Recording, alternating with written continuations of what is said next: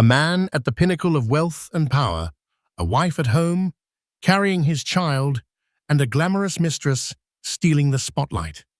But what happens when greed and betrayal collide at the very moment new life is meant to be celebrated?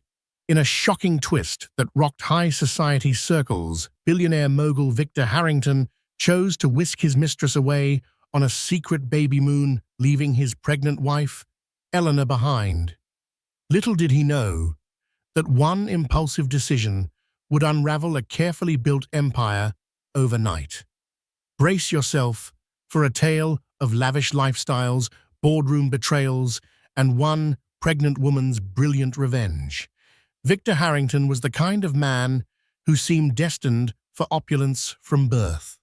Born into a wealthy family in Greenwich, Connecticut, he'd possessed an effortless charm and ambition that made him a force to be reckoned with even before he earned his MBA from Harvard Business School. People close to him said he was unstoppable, a man with the cunning of a Wall Street wolf and the charm of a Hollywood star.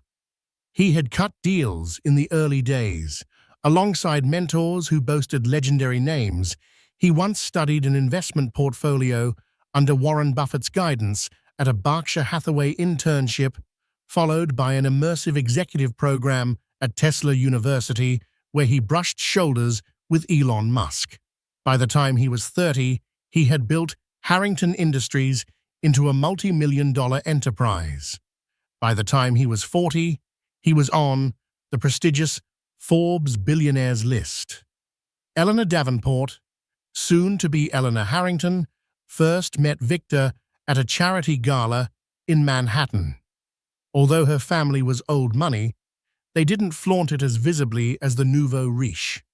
She was a rising star in the philanthropic world, championing social justice causes, and her quiet grace drew Victor toward her like a magnet. The marriage was a match that made the front page of society magazines, promising to unite two powerful families in a union of wealth, influence, and mutual respect.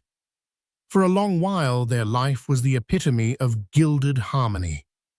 They graced galas, inaugurated libraries, shook hands with political leaders, and jetted off to the French Riviera for impromptu vacations. Their future shone as bright as the diamond on Eleanor's left hand. But even the sturdiest empires can hide cracks. Unbeknownst to Eleanor, cracks were forming behind the scenes at Harrington Industries.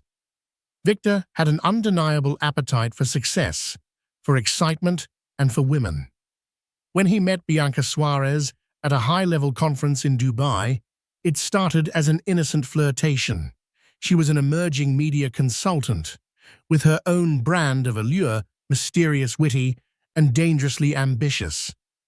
If anyone had told Victor he was playing with fire, he would have laughed it off. After all, he was Victor Harrington, untouchable, unstoppable. But sometimes the most disastrous events start with just a spark. Over months, lunches turned into dinners, and dinners turned into clandestine weekends in exclusive resorts. Bianca introduced him to the kind of escapades he'd never even allowed himself to dream about before.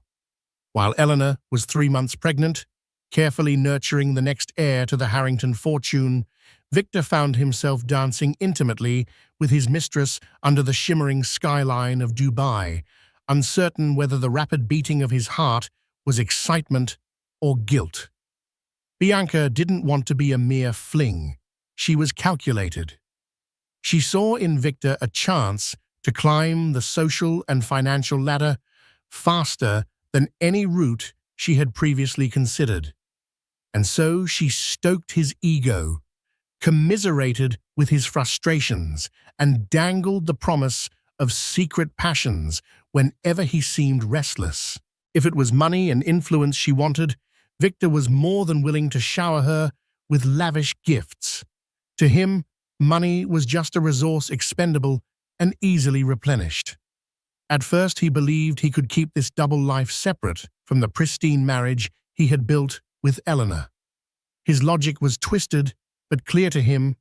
His wife was his anchor, his old money confidant, who maintained his impeccable social standing. The Mistress was a wild indulgence. He could afford a carefully contained adventure. He had no intention of hurting Eleanor, or so he told himself. Unfortunately for Victor, the threads keeping this secret under wraps were about to fray. A confidential tip circulated in the narrow corridors of Manhattan's wealthiest cliques. A society blogger posted an unconfirmed rumor about Victor seen dining with a mysterious brunette at a private suite in the Four Seasons Hotel. Most shrugged it off as an everyday hazard of being rich and famous. False rumors swirl constantly around the extremely wealthy. But there was more to this rumor than idle chatter.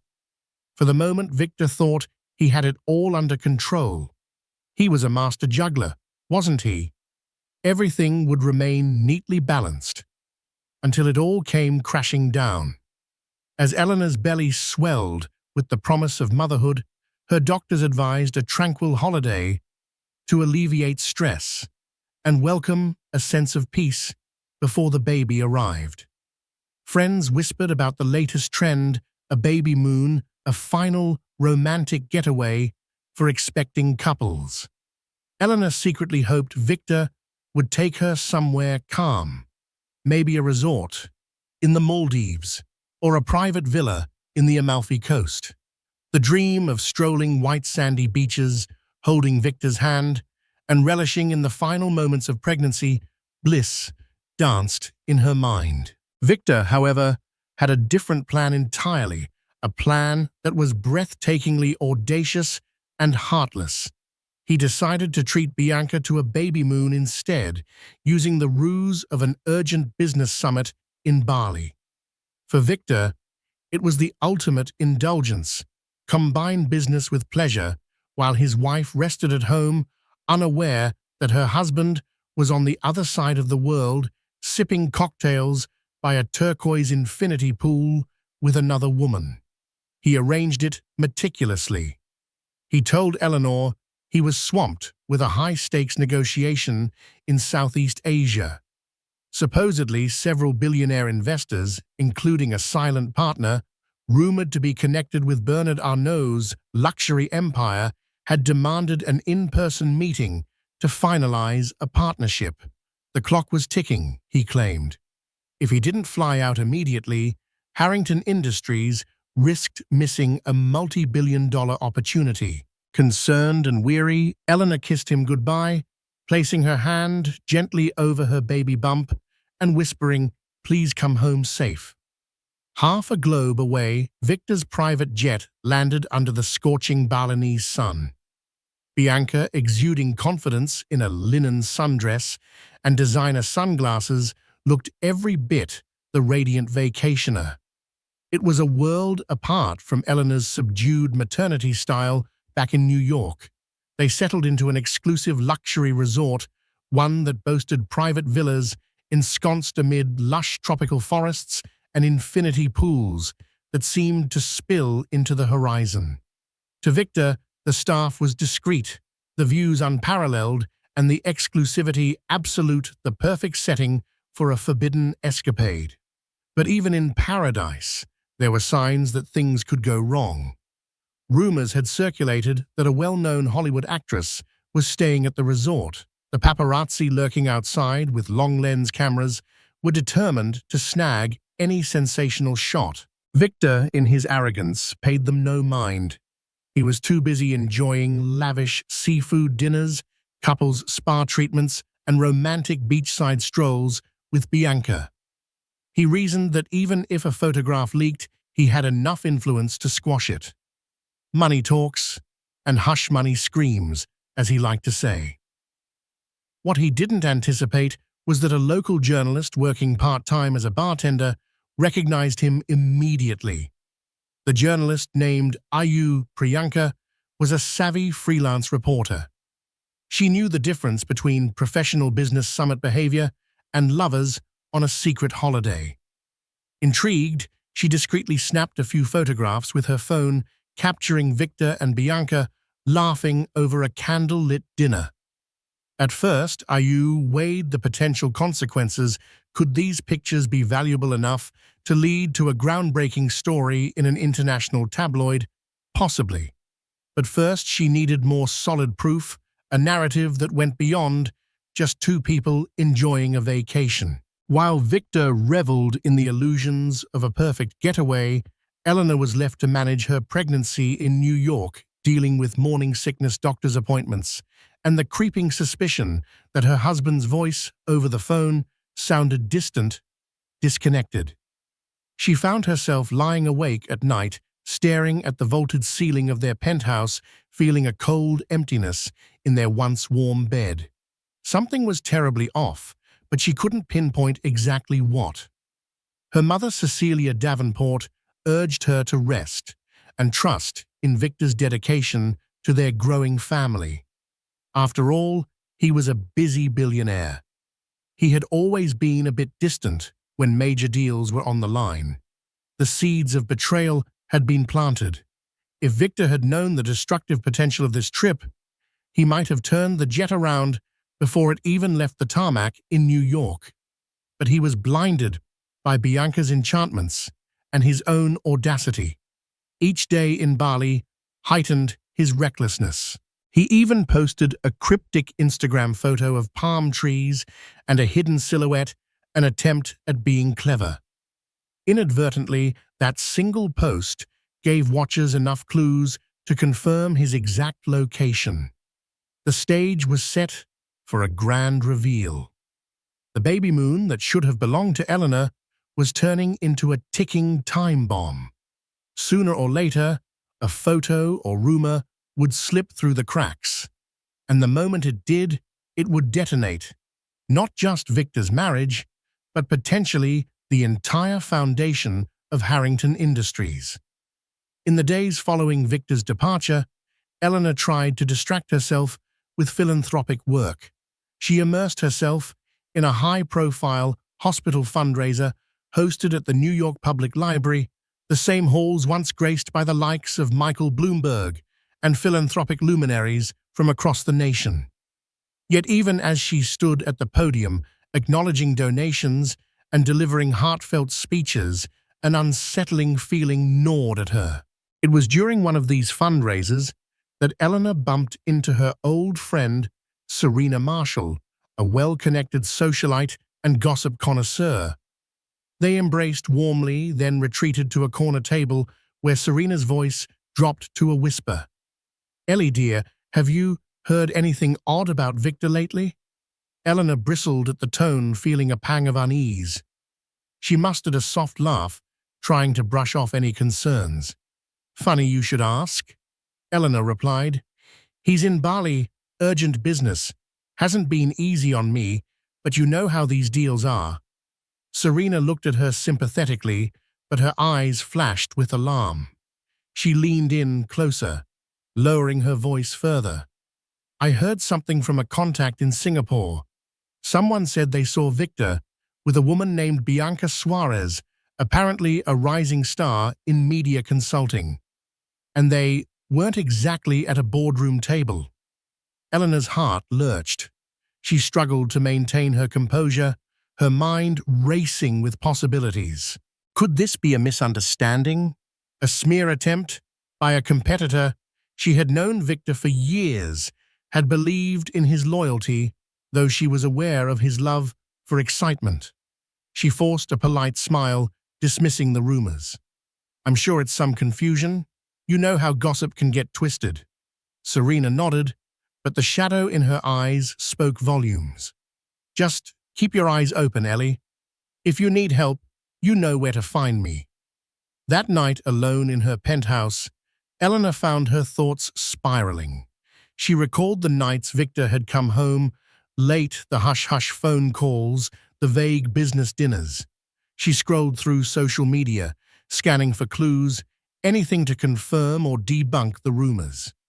Eventually, she stumbled upon Victor's cryptic Instagram post, palm trees in the background, a silhouette that looked suspiciously feminine. A flood of emotions overtook her. She ran to the bathroom, tears mixing with waves of nausea from her pregnancy. The baby felt her turmoil kicking inside her womb, a reminder of why she had to maintain her composure. Meanwhile, half a world away, Victor's lavish romance continued unabated. He lounged with Bianca in a cabana overlooking the ocean. They talked about launching new philanthropic initiatives, ironically enough, under Bianca's name, funded by Victor's bottomless resources. Bianca was adept at shaping narratives guiding Victor's public image. "Picture this," she said, leaning forward with sparkling eyes. "We frame you as a forward-thinking businessman who invests in youth-oriented media projects across Asia. You'll expand your market reach and look good doing it. I can even help you with the contacts and PR." Victor, enthralled, listened intently. He considered Bianca not just a lover, but a strategic mind who understood branding in a way that could amplify Harrington Industries' global presence. In his mind, he was weaving a dream, a future where he could maintain a public marriage with Eleanor, keep control of his empire, and quietly enjoy a partnership with Bianca that would catapult them both to unprecedented heights. But the cracks in that dream were starting to show. On the third day of their business trip, Victor received a text from one of his board members, Jackson Wolfe, an old friend who had initially introduced him to some of his earliest investors. The text was direct: "Call me. Urgent. Concern about rumors." Victor paled as he read the message. Could it be? But he shrugged it off. Board members worry about everything from stock fluctuation to media gossip. Still, the knot in his stomach tightened. Jackson, however, knew something that Victor didn't. News was spreading in hush-hush financial circles that the Harrington brand was vulnerable. Pioneering investors disliked uncertainty. If the rumors of Victor's scandal went public, it could undermine negotiations, spook shareholders, and create chaos. "Handle it before it blows up," Jackson's text concluded. Yet even that warning didn't shake Victor enough to abandon his tryst. He rationalized that he would handle the fallout once he returned to New York. He was Victor Harrington, after all, a man who had charmed senators out, negotiated cunning tycoons, and turned entire markets on their heads with a single announcement. A rumor or two wouldn't bring him down. Across the ocean, Eleanor was wrestling with growing doubts. She paced the penthouse, replaying every suspicious detail of the past months. Could Victor really be that brazen to take another woman on the very trip meant for them? She didn't want to believe it, but the evidence was mounting. She decided to call an old college acquaintance, Damien Cho, a private investigator who specialized in high-profile cases. "Damien," she began, her voice trembling, I need you to look into something." Discreetly. Eleanor's resolution to seek the truth was the first step toward unraveling Victor's carefully woven tapestry of lies. But it wouldn't stop there. Even she didn't realize yet that once she discovered what was truly happening, her response would be nothing short of a coup, one that would leave Victor's empire trembling at her feet. Damien Cho worked fast. He was an expert in navigating the hidden underbelly of high society scandals. Having once been hired to investigate the suspicious affairs of an actual European prince, this job was par for the course, but it carried a personal element. He knew Eleanor from her days volunteering at a local community center. He respected her warmth, her dedication. And so, when Eleanor asked for his help, he pledged to handle the matter personally. He first followed the breadcrumbs online, examining social media check-ins, cross-referencing flight logs from Teterboro Airport, where Victor often chartered private jets, combing through paparazzi shots of Indonesian resorts. It didn't take long to connect the dots. Damien discreetly messaged contacts in Bali, among them a local stringer for an American tabloid, who confirmed that a wealthy American named Victor Harrington had been spotted with a woman who was decidedly not pregnant. As the puzzle pieces fell into place, Damien's chest tightened with an uneasy sense of foreboding. This wasn't just a case of a random affair. The stakes were colossal. The Harrington name carried weight in corporate boardrooms across the globe, and any scandal could rock markets and ripple through philanthropic circles. The next step was deciding how to deliver the news to Eleanor without breaking her heart entirely. Meanwhile, Eleanor found daily life increasingly difficult. She attended obstetric appointments alone, feigning a smile when the doctor asked about Victor's whereabouts. Her mother noticed the change in her demeanor. "Ellie, darling, you look so tired. Is everything all right?" Eleanor shook her head, tears forming at the corners of her eyes. "I just need some rest, Mum. I'll be okay." But the moment Cecilia left, Eleanor gave in to sobs, tears that combined heartbreak with a fierce determination. She had a baby to protect, and she would not allow uncertainty to linger. When Damien finally presented his findings, documented photos, flight logs, even a snippet of a conversation recorded by a local resort worker, Eleanor felt both devastation and a strange, cold clarity. She stared at the evidence in stony silence. The man she loved, the father of her unborn child, had chosen to spend precious days in paradise with another woman, parading their affair so openly that it had already begun to leak in social circles. But heartbreak wasn't the only emotion coursing through Eleanor. A sense of betrayal so profound that it threatened to consume her was tempered by the resilience her family had instilled in her. The Davenport lineage was filled with strong, sharp-witted individuals, some who had weathered financial crises, others who had surmounted personal tragedies. Eleanor carried that legacy in her veins. If Victor wanted to toy with her trust, she would answer in a way that made him regret underestimating her. She quietly called her personal attorney, Simone Gold, a formidable woman with an impeccable track record in corporate law. "Simone," Eleanor said softly, "I need to talk about my shares in Harrington Industries and what I might do with them if circumstances change." That phone call set off a chain of events that would reshape the corporate landscape of Harrington Industries. In an ironclad prenuptial agreement, a document Victor insisted on, there was a clause that ironically granted Eleanor a significant stake in the company if Victor ever breached certain moral turpitude conditions. At the time, neither had expected it to be relevant. After all, it was standard protective language in high society marriages to discourage reckless behavior. Now that clause became Eleanor's key to a possible coup.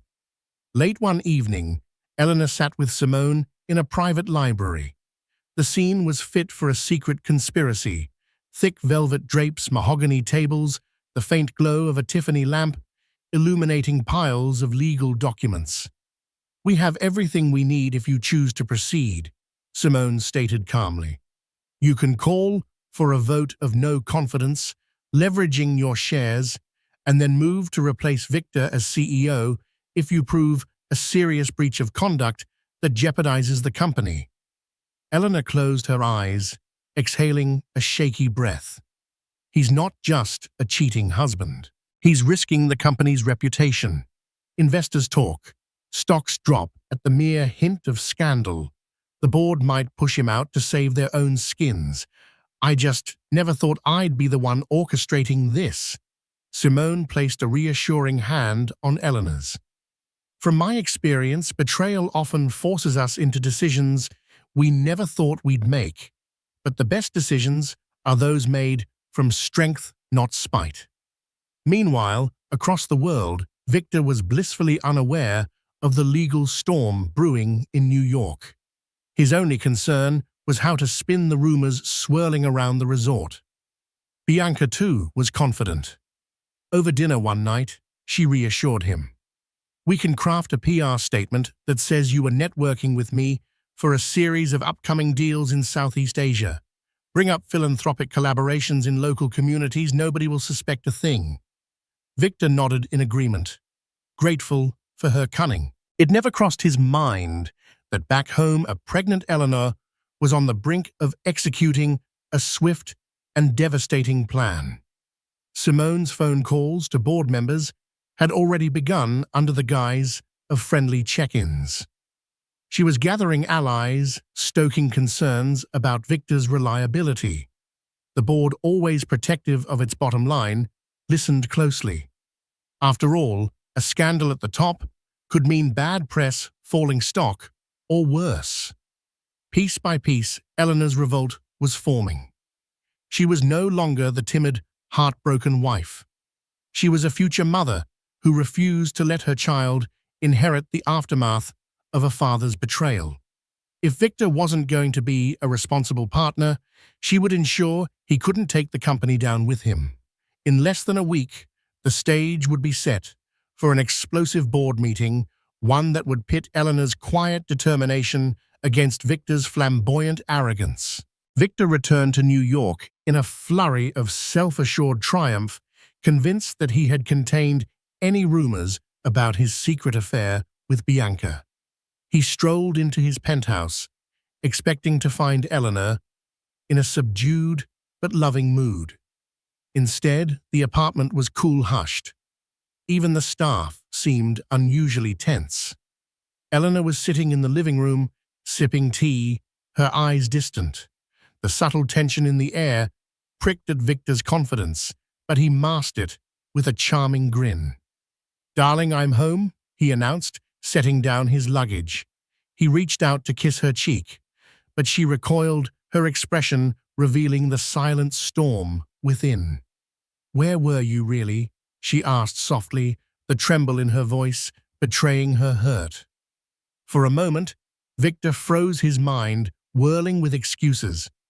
"I told you," he began, forcing composure, "negotiations in Bali. It was stressful, but—" "Stressful," Eleanor interrupted. Her voice rose slightly. "Look at me, Victor." She stood, revealing her swollen belly. "I'm the one who's pregnant with your child alone while you were off entertaining your mistress." Her words reverberated in the elegant living room, echoing amid the hush of the staff. Victor's eyes flickered with panic. He stepped closer, lowering his voice. "Eleanor, we shouldn't do this in front of—" She cut him off again, the tears in her eyes reflecting both pain and fury. "We shouldn't do this at all, but you left me no choice." With trembling hands, she gathered her coat and purse. "I'll be at my mother's. My attorney will be in touch." Victor felt the world tilt beneath him. "Eleanor, wait. We can talk this through." "You know I'd never—" "I know everything," she hissed, her voice cold as steel. With that, she turned on her heel and walked out, accompanied by 2 discreet bodyguards her mother had insisted she employ. The slamming door reverberated, leaving Victor in a stunned silence that belied the magnitude of the unfolding crisis. The next few days passed in a blur of chaos for Victor. He frantically texted and called Eleanor, but her responses were minimal, formal. She refused to meet alone. Then came the calls from the Harrington Industries board members. A special board meeting had been scheduled for the following week. The stated reason: urgent discussions regarding leadership and corporate strategy. The tone of the calls made Victor's stomach drop. There was no cordial small talk, no easy banter. These were men and women who smelled blood in the water. Desperate, Victor reached out to Bianca for comfort. But even she sensed the shifting currents. "We need a plan," she told him, her face pale with concern, during a hushed dinner in a secluded Michelin-star restaurant. "You have to get ahead of this. Frame your trip as purely business. Remind them how indispensable you are. Show them your next big project is about to roll out." She offered him PR angles, preparing to rally her media contacts. Yet even Bianca's cunning felt insufficient against the tidal wave Eleanor had set in motion.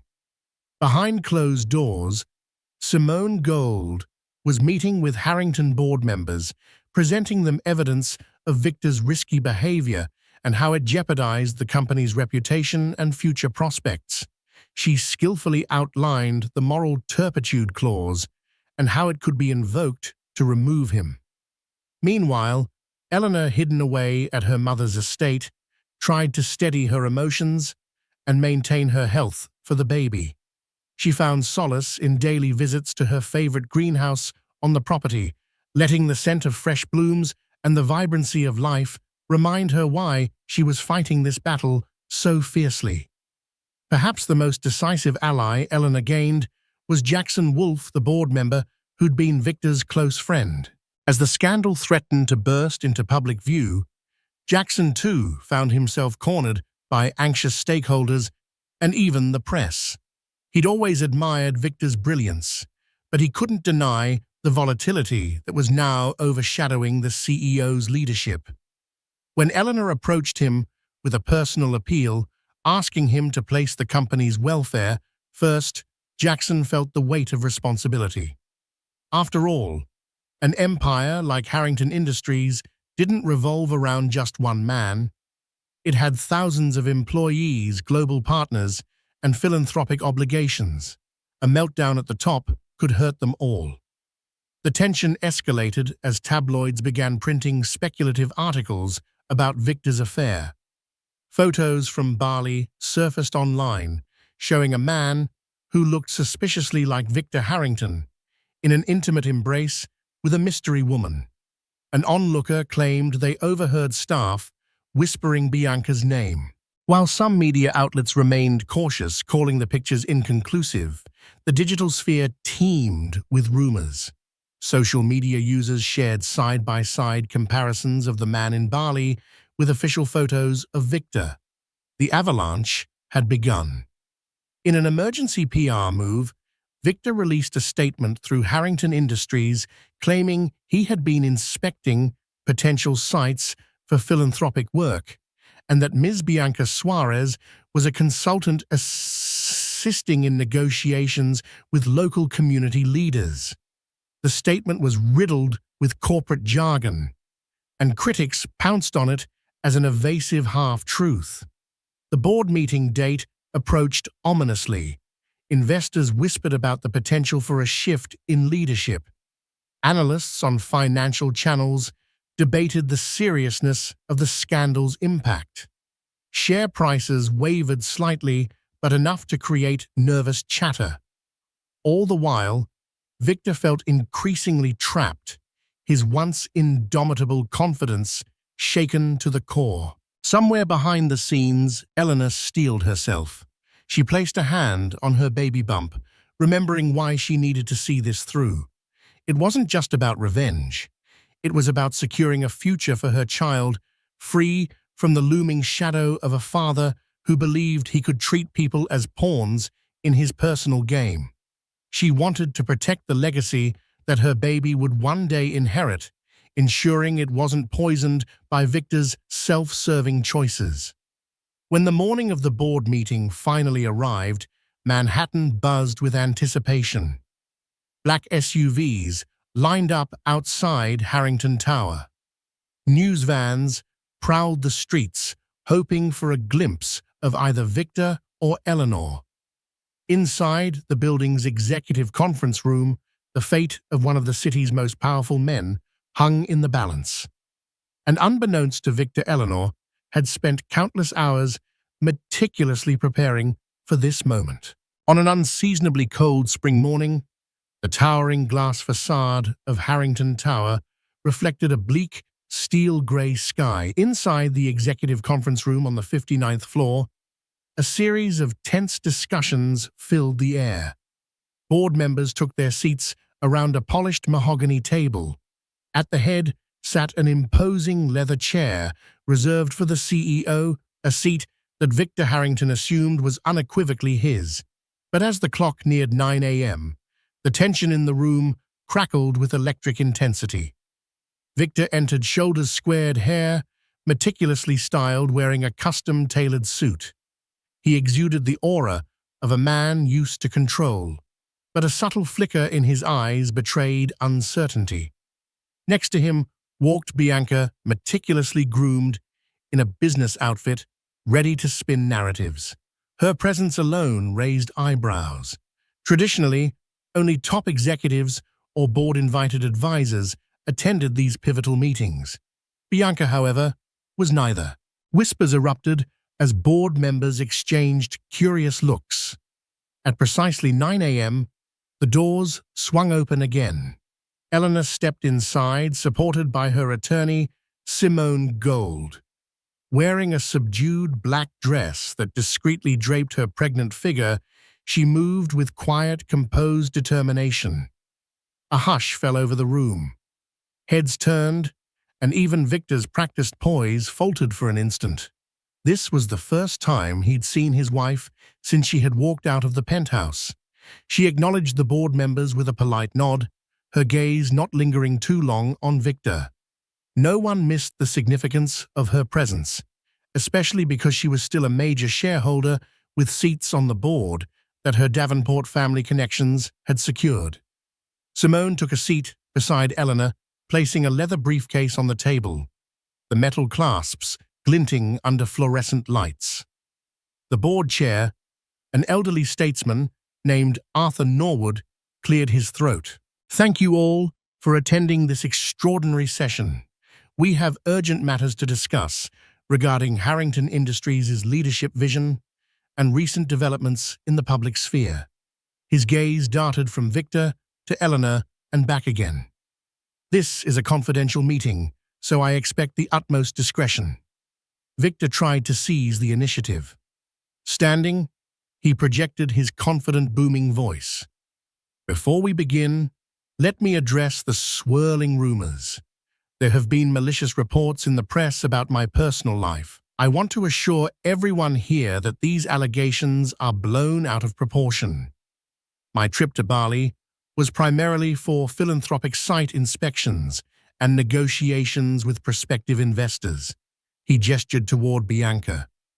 "Ms. Suarez has been an instrumental media consultant, helping me navigate international expansions and philanthropic strategies."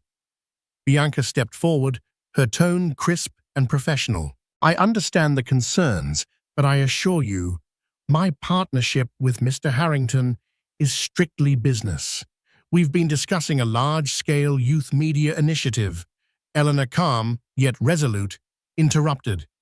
"That's enough." She rose slowly, one hand resting protectively on her belly. Her voice was steady, resonant with an inner strength.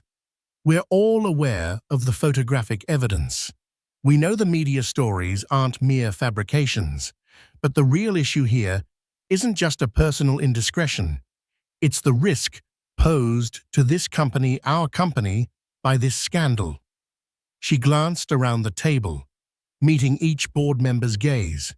"I have proof of how negotiations with certain Asian partners have been compromised by the negative press. Investor confidence is wavering. And this is on top of the moral turpitude clause in Victor's contract." A stunned silence followed.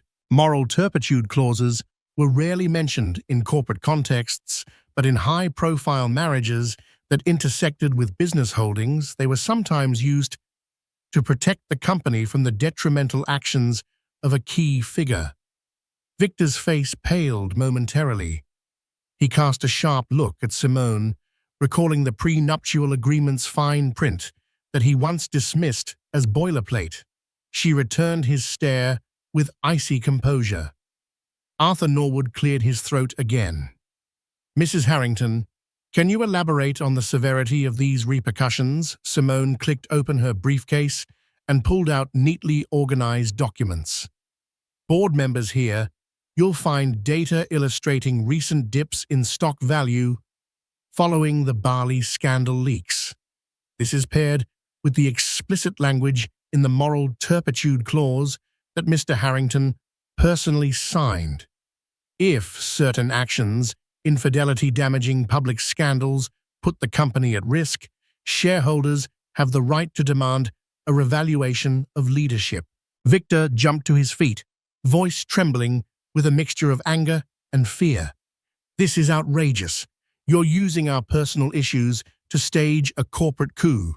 You can't do this." Jackson Wolfe spoke up, surprising Victor with the quiet resolve in his voice. "Victor, your name may be on the building, but you're not the sole owner. We all have to safeguard Harrington Industries.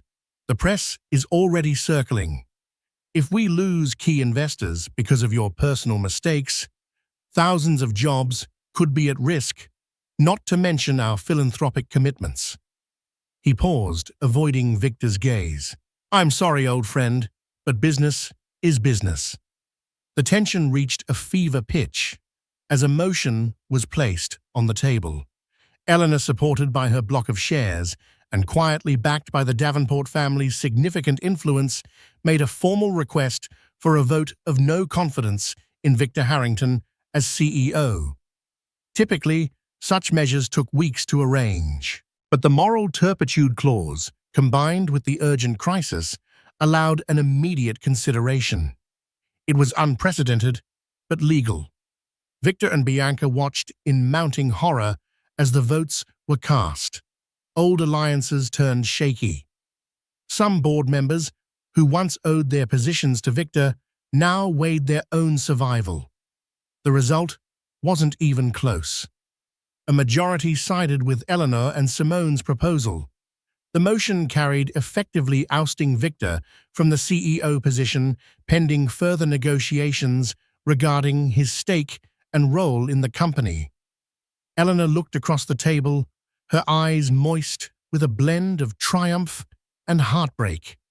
"Victor, I never wanted it to come to this," she said quietly, "but you forced my hand." Stunned into silence, Victor sank into his chair. Bianca tried to speak, to offer a rebuttal or spin, but her words faltered in the face of the board's overwhelming consensus. The meeting concluded with a swirl of legal procedures. A caretaker CEO would be appointed, with an emergency leadership council to manage day-to-day operations, while a permanent replacement was sought. For all intents and purposes, Victor's reign was over. As people gathered their folders and prepared to leave, an ominous hush filled the room. The downfall of a once mighty empire head had played out in a mere hour. Eleanor, gathering her strength, exited without another word, Simone at her side. In the hallway, the press buzzed, cameras flashing. But Eleanor walked past them, a silent force of composure, stepping into a waiting car that whisked her away. Inside that car, she finally allowed herself to exhale. She gently placed both hands on her belly, feeling the baby's light kick.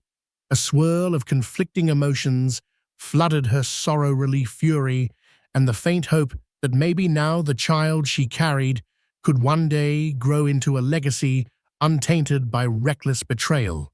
Victor had taken a mistress on a Babymoon that should have been theirs, but in that betrayal, he had also handed Eleanor the keys to the kingdom. The world of high finance reacted swiftly to the seismic shift at Harrington Industries. Within hours, the news had spread, from private trading floors in Hong Kong to business lunches in London. Major outlets like the Wall Street Journal and the Financial Times dedicated front-page headlines to Victor Harrington's sudden ouster, speculating on the behind-the-scenes drama that led to it. Business analysts on CNBC questioned whether Harrington Industries could maintain its momentum without the larger-than-life charisma of its founder.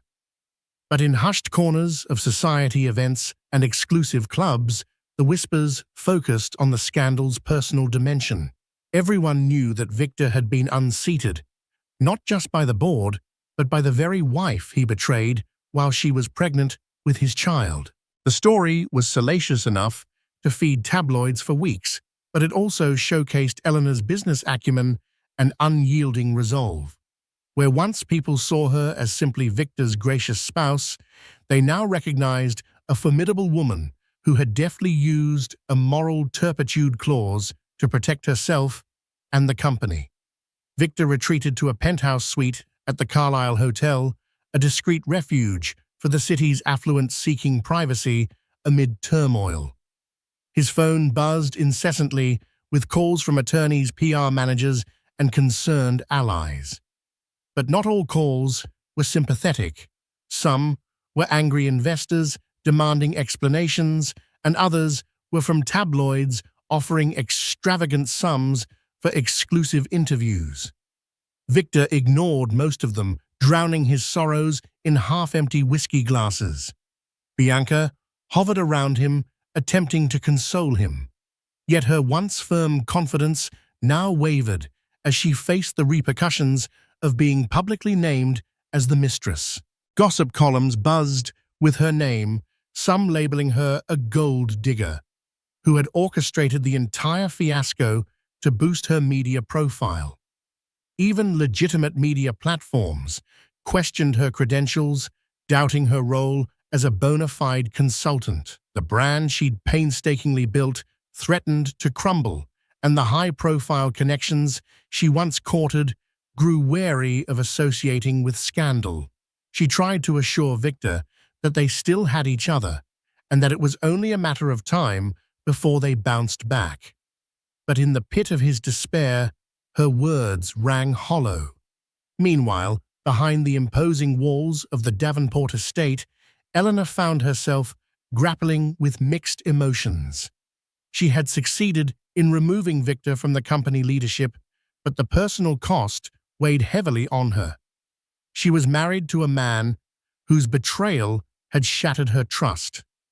For nights on end, she lay awake, feeling the baby's gentle movements and wondering what kind of future they would have. She consulted with Simone about legal separation, maybe even divorce, but each time she hesitated, mindful of the unborn child who would inevitably link her life to Victor's in some way. While Eleanor wrestled with internal conflicts, corporate maneuvers continued at Harrington Industries. The newly appointed caretaker CEO, Lawrence Porter, a veteran executive from within the company, diligently tried to stabilize investor sentiment. He reached out to longtime partners, reminding them of the company's resilient fundamentals and diversified portfolio. But the stock still dipped further, reflecting the market's anxiety. Even seasoned analysts couldn't discount the intangible influence Victor once held. Lawrence, however, had Eleanor's backing, and Jackson Wolfe's strategic insight. Their combined efforts formed a temporary shield against a total collapse in confidence. In an attempt to turn the tide, Simone advised Eleanor to take a more visible role. "You don't have to be CEO, but your presence will reassure investors," she said gently. "Host a small event. Show your commitment to the company. Let them see that the Harrington brand is intact, anchored by someone with integrity." Eleanor was reluctant, but she recognized the necessity. Against her natural inclination for privacy, she agreed to hold a press conference to address the company's future. Titled "A New Horizon for Harrington Industries," it was carefully orchestrated, tasteful floral arrangements, minimal fanfare, and a succinct message of stability, progress, and renewed commitment to philanthropy.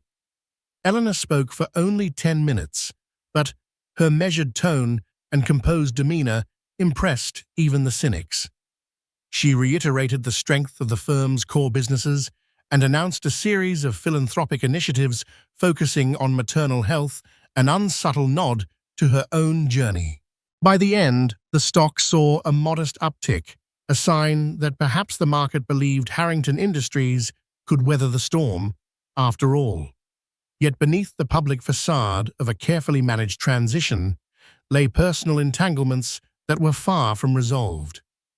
Victor watched Eleanor's press conference in his hotel suite, a feeling of muted awe stirring inside him. There she was, the woman he had wronged gracefully, commanding respect from an audience of seasoned journalists and business leaders. He couldn't help but feel a pang of regret, if not for his actions, than for his hubris that had led him here. One evening, as he swirled whiskey in a crystal tumbler, he found his thoughts drifting uncomfortably to the future. Would Eleanor proceed with a divorce? What about the baby? Would he have a place in his child's life? After everything that happened, he knew he had to attempt to fix things, at least in part. Taking a deep breath, he dialed Eleanor's number for the first time since the board meeting. The phone rang and rang until her voicemail picked up. Victor hesitated, then left a quiet message. Eleanor, I know I'm probably the last person you want to hear from, but we need to talk about everything, especially the baby. I'm sorry. He wasn't sure if he expected a reply, but he knew there was no easy path forward without at least confronting the reality of the child they both were responsible for. Outside the Carlyle's windows, the city glistened under a canopy of lights. For the first time in years, Victor Harrington, once the master of the universe, felt entirely unsure of what lay ahead. A week after the historic boardroom coup, Eleanor sat in her mother's sunlit conservatory. Hothouse orchids of every hue framed the glass walls, their vibrant blossoms reminding her that life continued to flourish even in the face of strife. She absent-mindedly rubbed her baby bump, reflecting on the swirl of events that had consumed her life. She was no longer just a wife. She was a major shareholder who had pulled the strings to unseat a billionaire mogul. Yet behind the newfound respect people afforded her lay an ache of betrayal that no corporate victory could mend. Her phone buzzed. Checking it, she found a message from Victor. Please, let's talk. We owe it to ourselves and our child. Eleanor stared at the words, her heart pounding. After everything that had happened, could she face him? But she also knew that ignoring him forever wasn't an option. They had a child to consider, a future that demanded clarity, if not reconciliation. She typed a brief reply, "Tomorrow noon, the Davenport estate. Bring your attorney." It was a formal invitation, suggesting a calm, structured environment. If they were to negotiate the boundaries of their future, the setting would be one Eleanor controlled. Victor arrived the next day wearing a subdued suit that lacked his usual flashiness. Accompanying him was his personal lawyer, a soft-spoken man who looked uncomfortable from the moment they stepped onto the immaculately trimmed lawns. Eleanor greeted them in the estate's library, flanked by Simone Gold. Polite nods were exchanged, but the tension was palpable. "I appreciate you agreeing to meet," Victor began, clearing his throat. His voice was subdued, none of the brash confidence that once defined him. "I know I've caused you unbelievable pain, and I'm truly sorry. I don't expect forgiveness, but I want to ensure that I'm still part of our child's life." Eleanor studied him, trying to reconcile the man she'd once loved with the broken figure before her. "You made a choice, Victor, more than one choice, over and over, to lie to me. You destroyed the trust we had. But yes, you're still the father of this child." Her voice wavered slightly, but she pressed on. "I won't deny you the chance to be in our baby's life if you can prove you'll be a responsible parent." Simone nudged a folder across the polished table. "We have some proposed terms," she explained. "For co-parenting, child support, and possibly spousal support, should Eleanor decide to file for divorce. It's all preliminary, but it provides a framework." Victor shot a quick glance at his attorney, who nodded as he skimmed the documents. Before he could respond, Eleanor raised a hand. "But let's be clear. I expect honesty from here on out. Any more deceptions, financial or personal, and you'll lose access. Is that understood?" Swallowing hard, Victor nodded. "I understand." They navigated the intricacies of child support and visitation schedules with the same formality one would use to negotiate a business deal. Simone outlined how they'd handle expenses related to education, healthcare, and even a trust fund for the child's future. Despite the emotional undercurrent, the conversation remained measured, proving that both parties were resolute in doing what was best for the baby. Outside, the day had turned overcast clouds gathering like silent witnesses to this fateful meeting. When all the legal points had been addressed, an uneasy silence fell. Victor turned to Eleanor, voice trembling with something akin to remorse. "I know a contract can't fix this, but maybe with time." Eleanor's expression was soft, yet cautious. "I don't know if we can rebuild trust, Victor. Right now, my focus is on our child and on stabilizing Harrington Industries. I won't forgive what you did, at least not yet. But for the baby's sake, I'm willing to keep the door to communication open." Victor sighed, relief and sorrow mingling in his eyes. "Thank you. That means more than you know." After they finished, Simone escorted Victor and his lawyer to the door. Eleanor stayed behind, still seated at the heavy wooden table. The moment the door clicked shut, she buried her face in her hands, a quiet sob breaking through the composure she'd clung to all afternoon. The meeting felt like the formal dissolution of the life she once cherished and the birth of a tentative new arrangement dictated by lawyers and heartbreak. Outside, Victor paused under the estate's grand archway, looking back at the stately manor.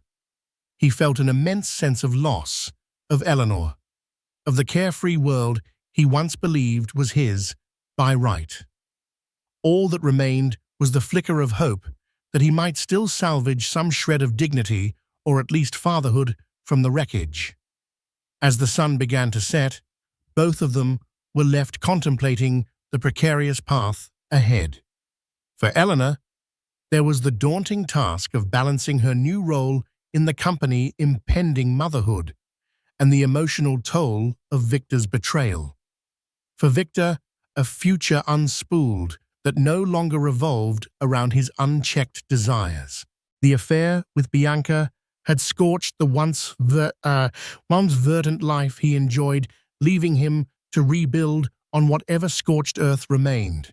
And standing at the epicenter of it all was a child not yet born, but already shaping the decisions and destinies of the two people who had brought them into this world.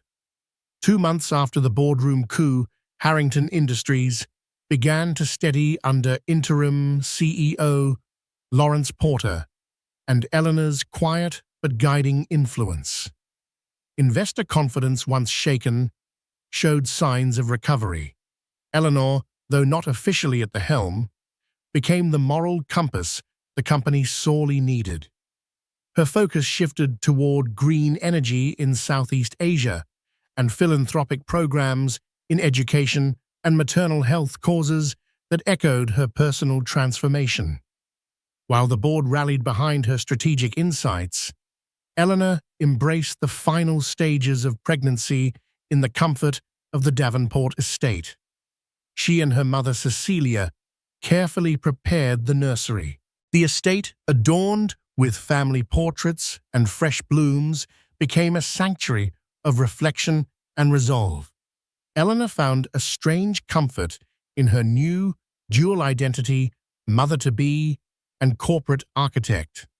Victor, meanwhile, lived in quiet exile at the Carlisle Hotel, a far cry from the boardroom he once ruled. He made half-hearted attempts to salvage his image, TV interviews, vague apologies, even an anonymous donation to one of Eleanor's maternal health projects. But the public had moved on.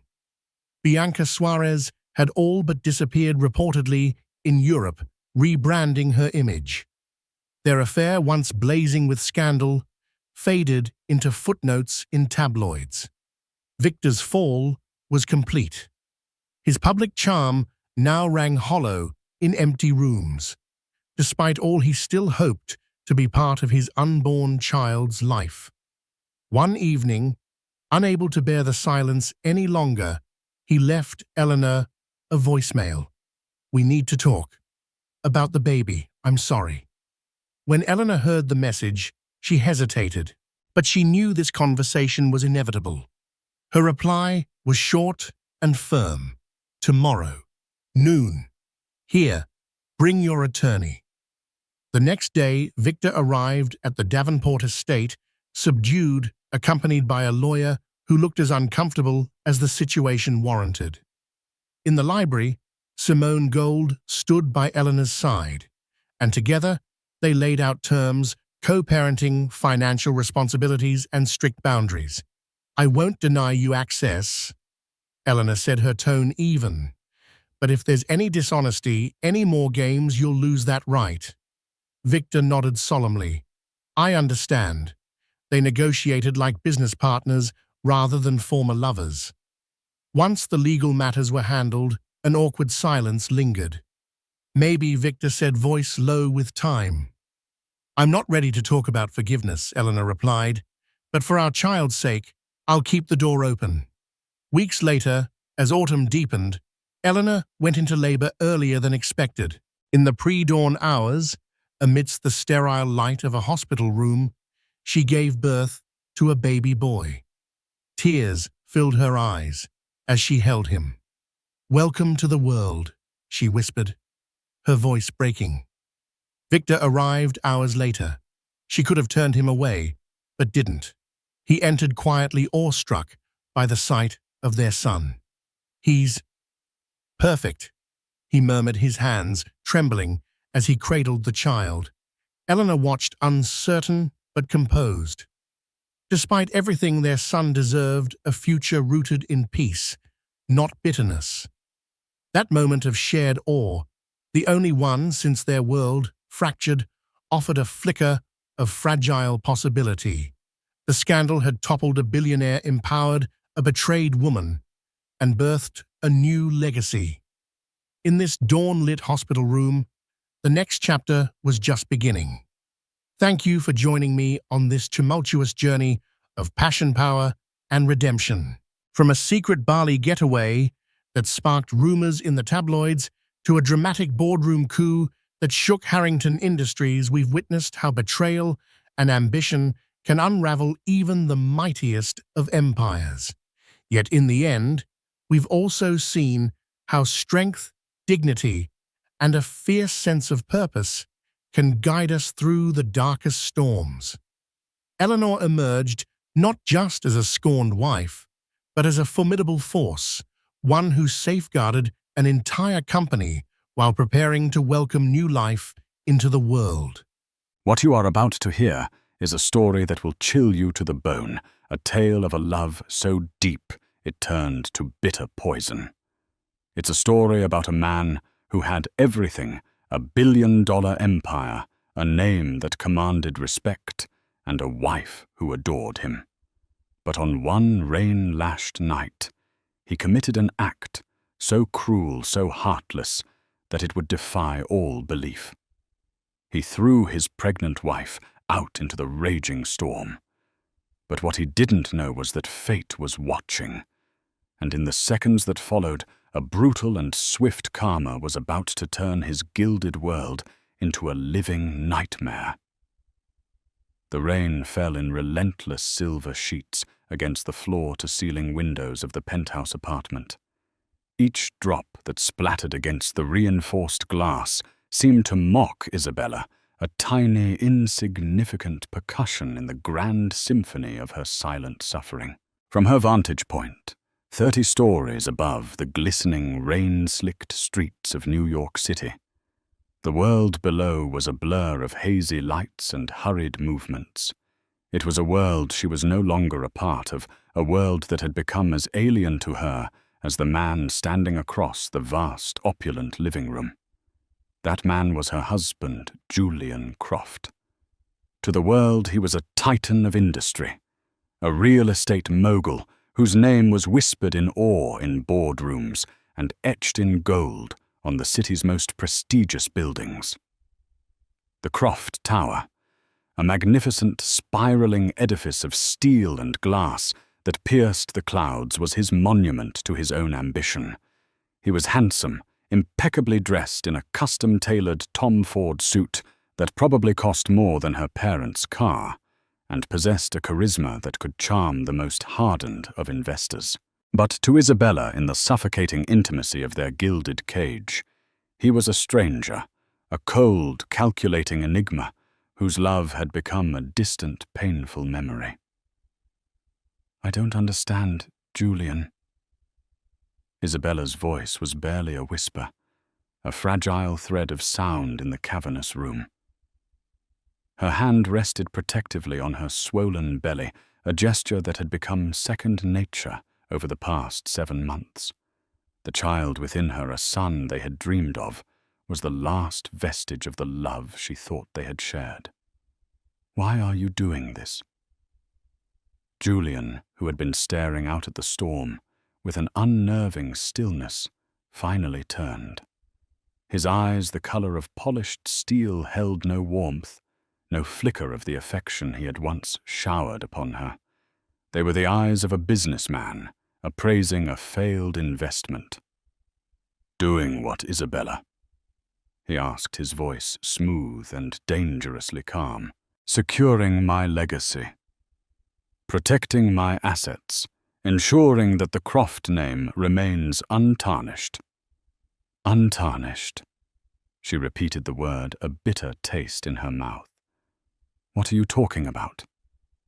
"This is our child, Julian, your son." A humorless smile touched his lips, a fleeting, cruel expression that did not reach his eyes. "Our child," he echoed, taking a deliberate step towards her. The scent of his expensive cologne, a fragrance she had once found intoxicating, now seemed cloying, suffocating. "That's where you're mistaken, my dear. I have my doubts, serious doubts." Isabella's heart constricted in her chest, a physical pain that stole her breath. "Doubts? What doubts? I have never been with anyone but you, Julian. You know that." "Do I?" He was closer now, his towering presence casting a long, menacing shadow over her. "You were a simple girl from a simple family, Isabella. A scholarship student with stars in her eyes. It was all very charming. But let's be honest, the allure of the Croft fortune is a powerful aphrodisiac.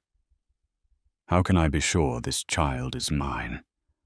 How can I be sure you didn't diversify your portfolio, so to speak?"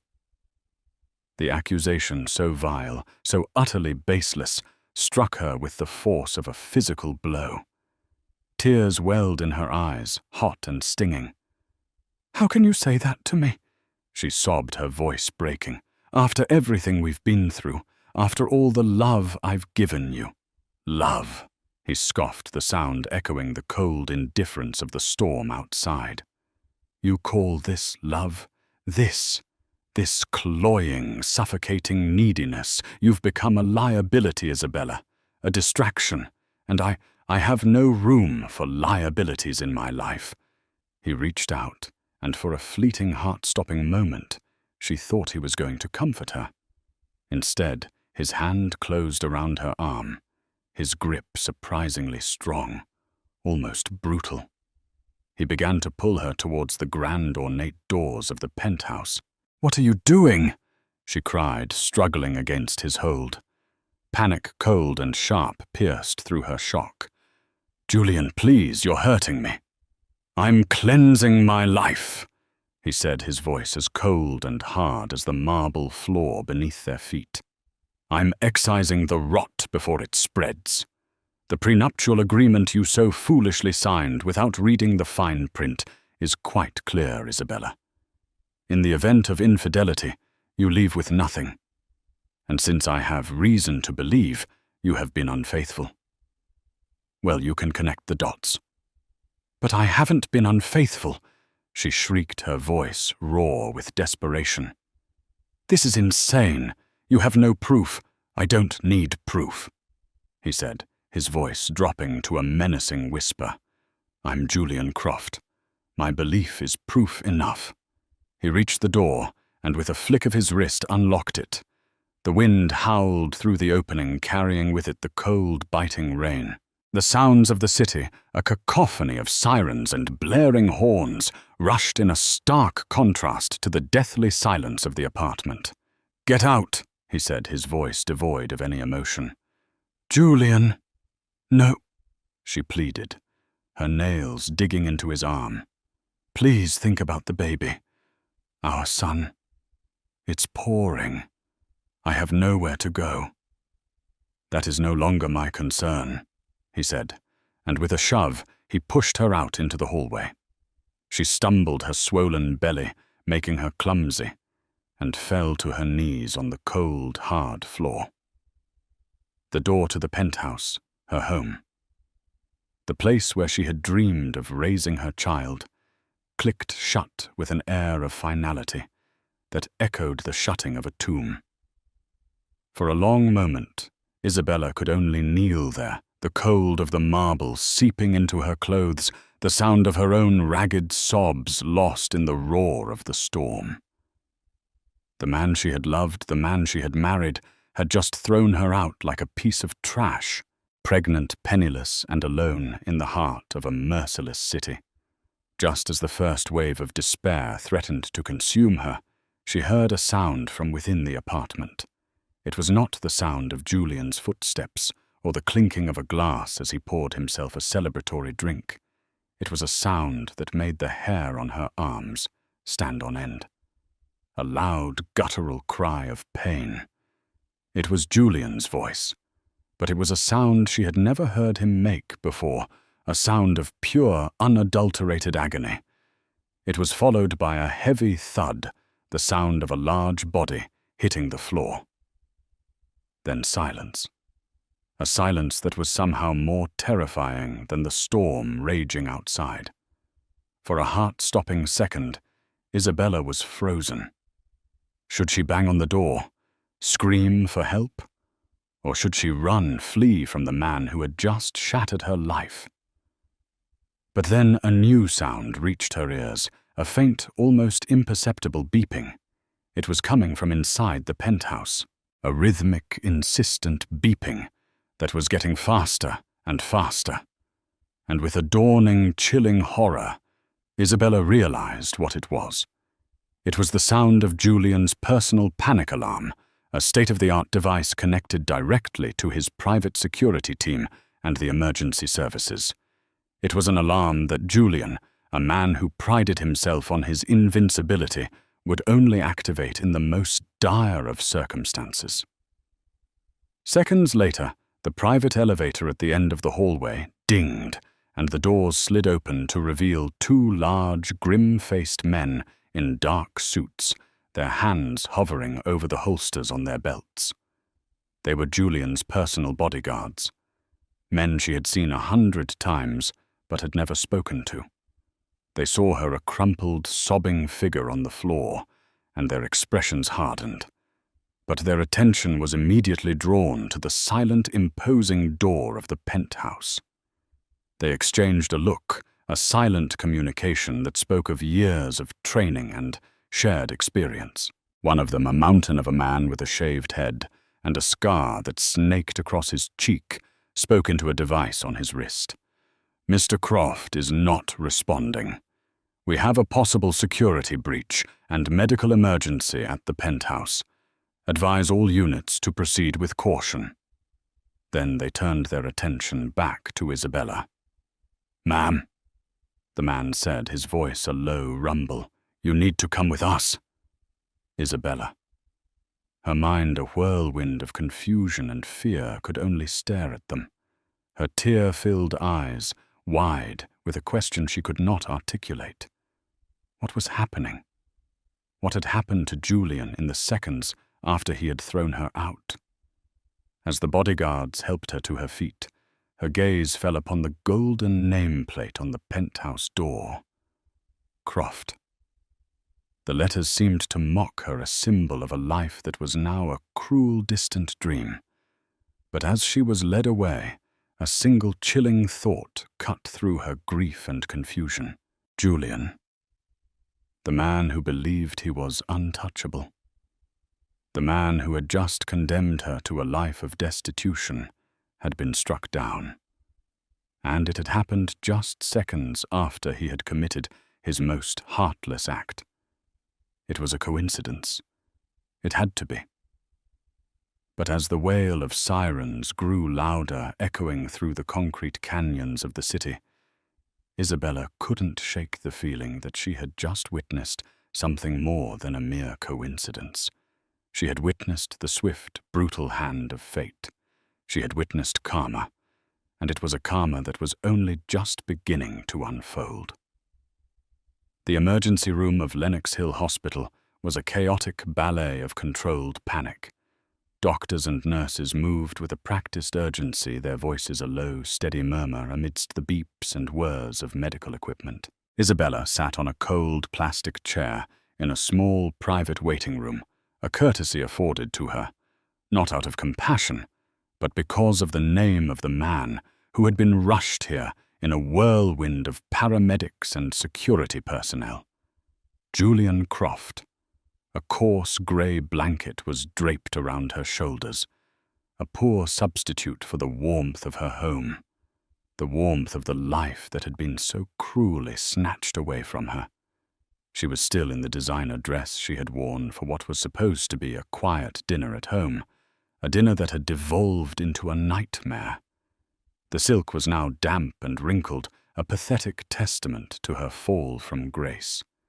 The two bodyguards stood sentry outside the door, their stoic presence a constant reminder of the impenetrable wall that had always existed between her and Julian's world.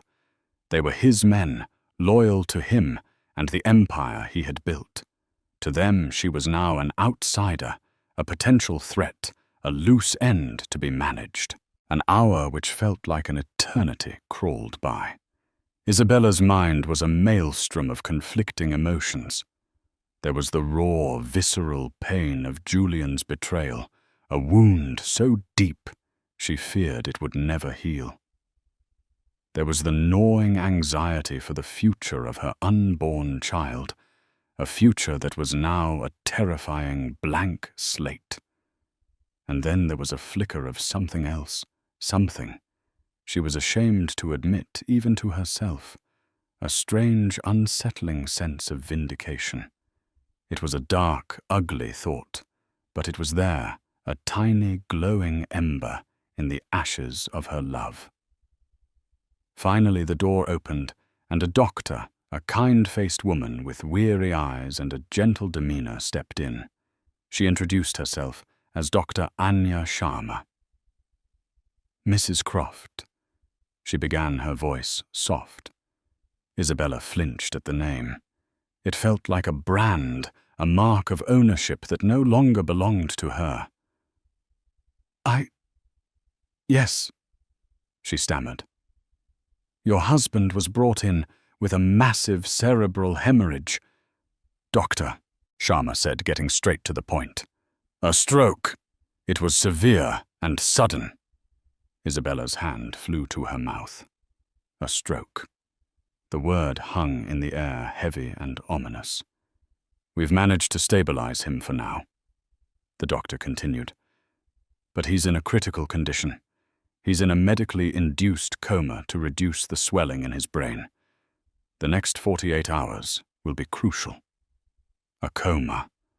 The image of Julian, so vibrant, so full of arrogant life, now lying still and silent in a hospital bed, was almost impossible to conjure. Will he be okay?" Isabella asked, her voice trembling. Dr. Sharma's expression was guarded. "It's too early to say for certain. The damage to the brain is extensive. Even if he does wake up, there's a high probability of significant long-term effects.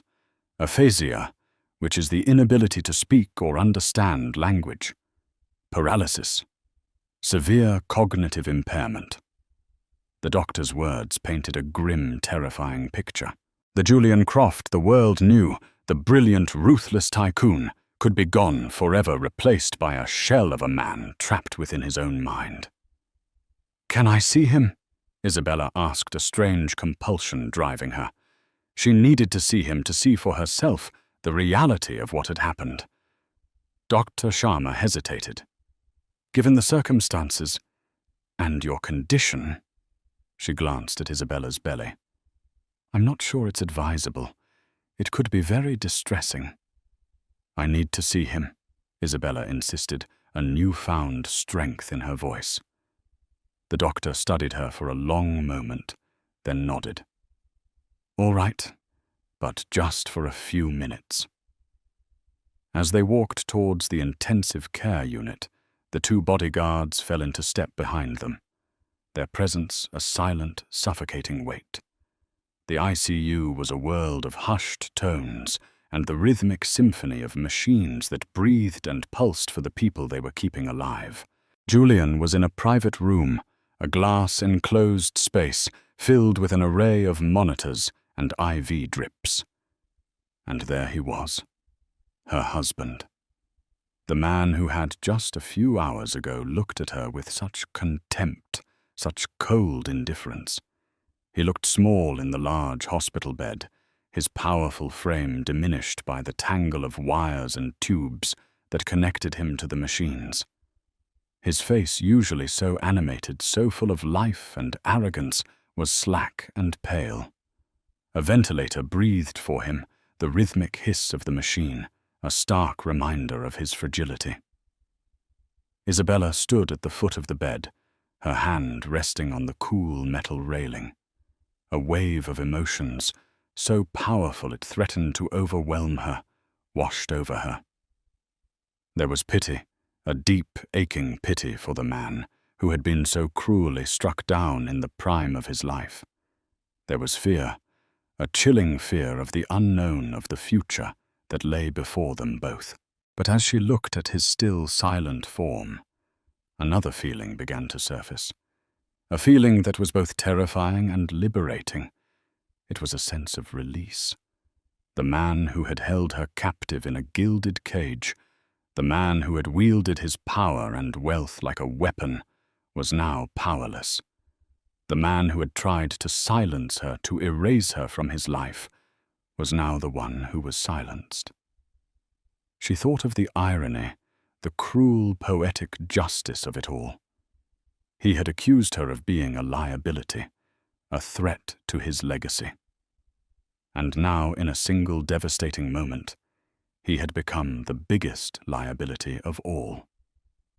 His empire, the thing he had prized above all else, was now vulnerable, exposed. Just then a man in a sharp, expensive suit, his face etched with worry, rushed into the room. He was Marcus Thorne, Julian's lawyer and closest confidant, a man who was as cold and calculating as Julian himself. He barely glanced at Isabella, his eyes fixed on Julian's still form. "What happened?"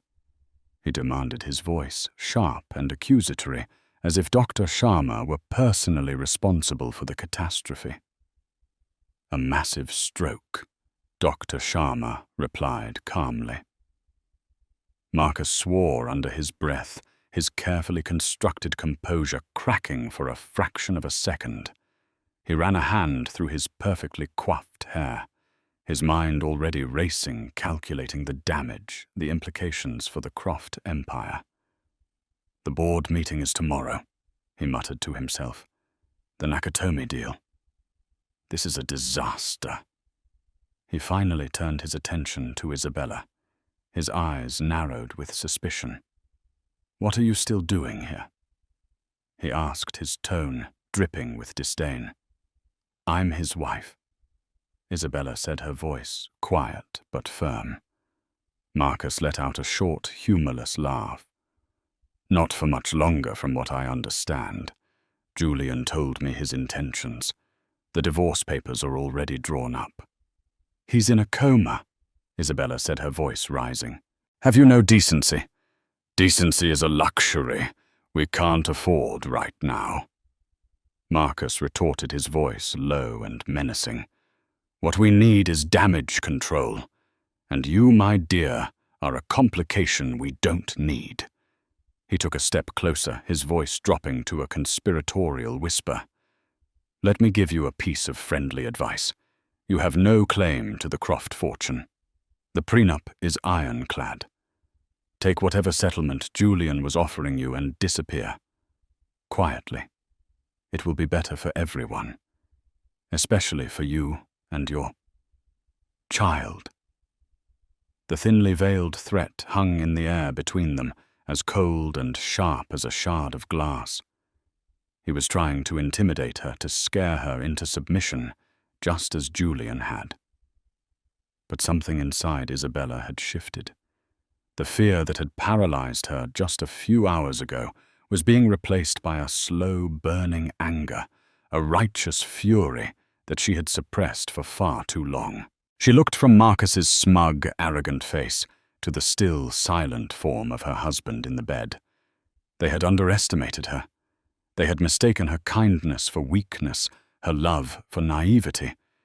They had thought they could discard her like a broken toy. They were wrong. "I'm not going anywhere," she said, her voice clear and strong, resonating with a newfound power that surprised even herself.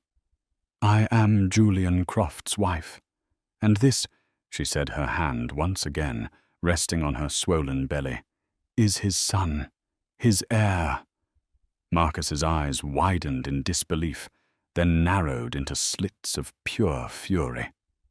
"You have no idea what you're up against," he hissed.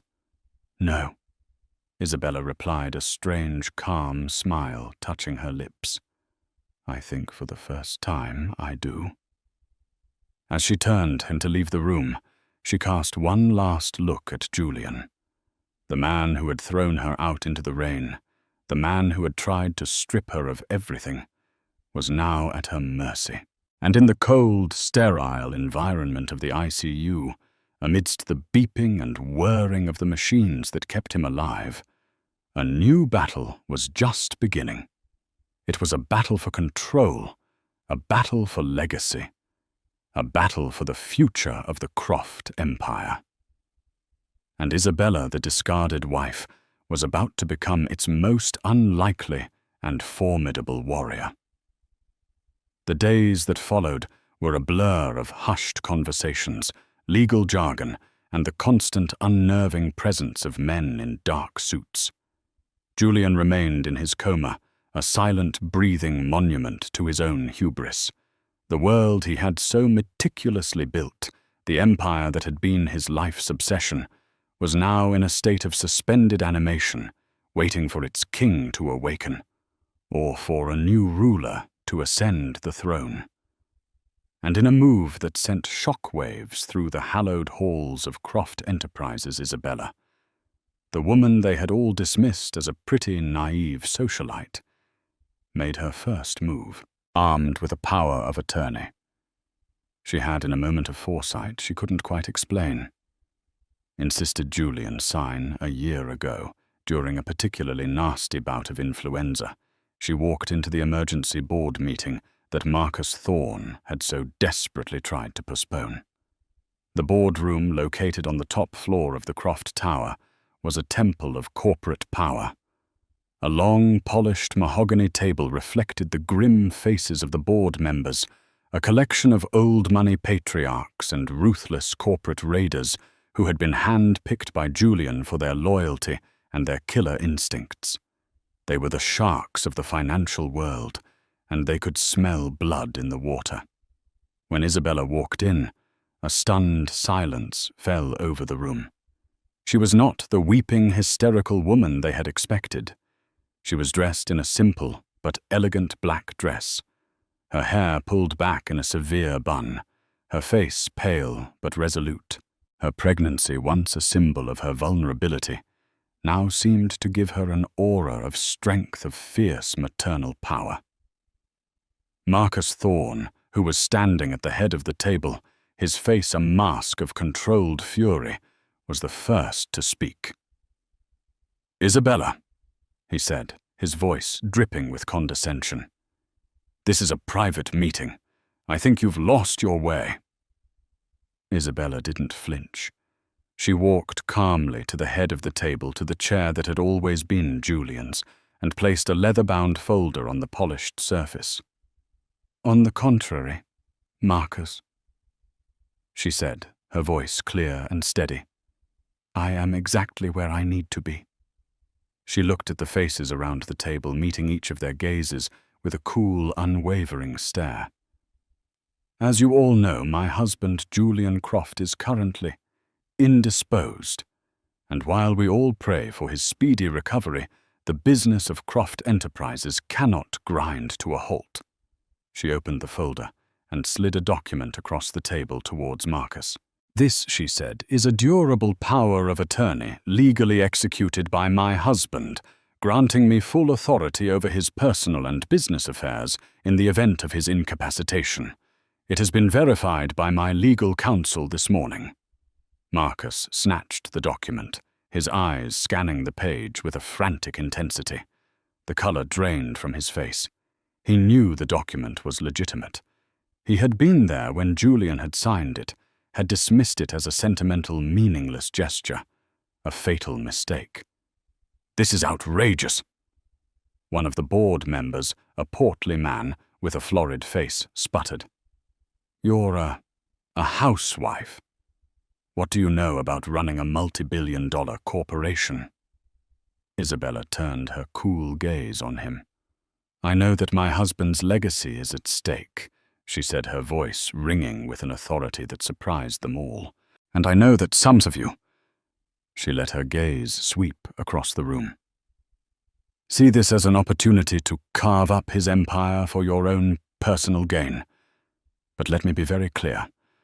That will not happen on my watch. In the weeks that followed, Isabella proved that she was no mere figurehead.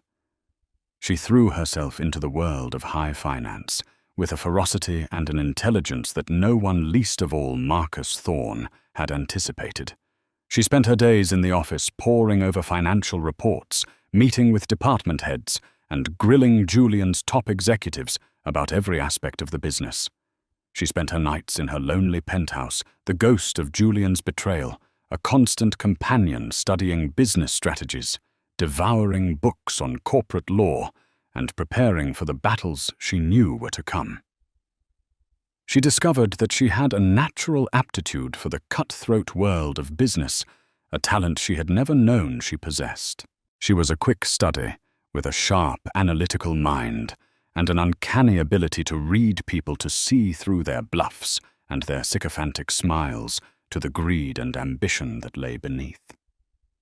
She also discovered the rot at the heart of Julian's empire.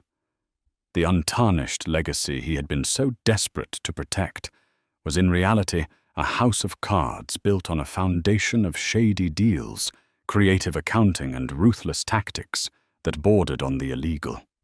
The much-lauded Nakatomi deal, the one Marcus had been so worried about, was a particularly toxic asset, a real estate venture that was hemorrhaging money and was on the verge of collapse.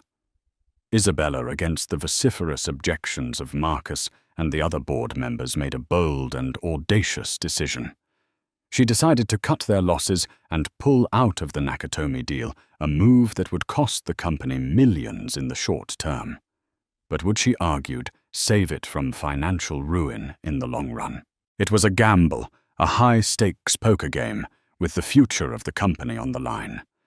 And it was a move that earned her the grudging respect of some of the more seasoned executives who had long harbored their own doubts about the deal, but had been too afraid to challenge Julian.